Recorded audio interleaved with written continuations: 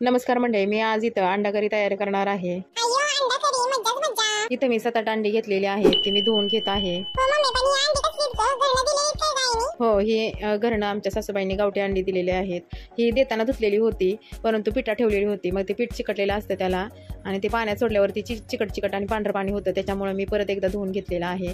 आणि पाणी टाकून त्याच्यात 1 चमचा मीठ टाकलेलं आहे आणि अंडी उकडायला ठेवलेली आहेत। आपली अंडी उकडतायत तोपर्यंत 2 कांदे आणि 1 टोमॅटो चिरून घेत आहे, आणि आपल्याला कोथिंबीर पण चिरून घ्यायची आहे।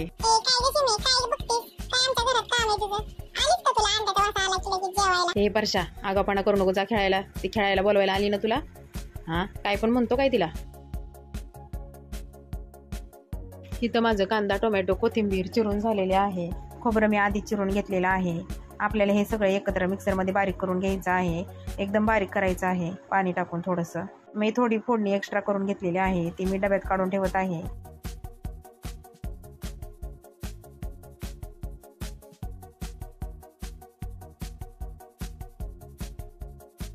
अंडी खूप छान शिजलेली आहेत। आता ती अंडी सोलून घेत आहे।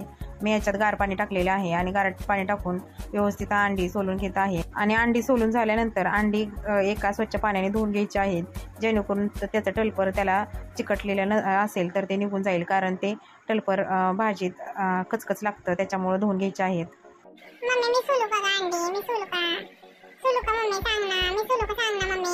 परशा, तू बाहेर जा खेळायला, नाहीतर मी अंडी करायचीच नाही, अंड्याचं कालवणच करायची नाही।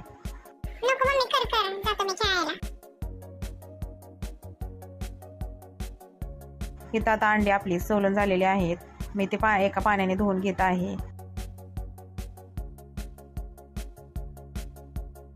इथं मी चांगलं तेल तापवून घेतलेलं आहे, त्याच्यात मी फोडणी टाकत आहे।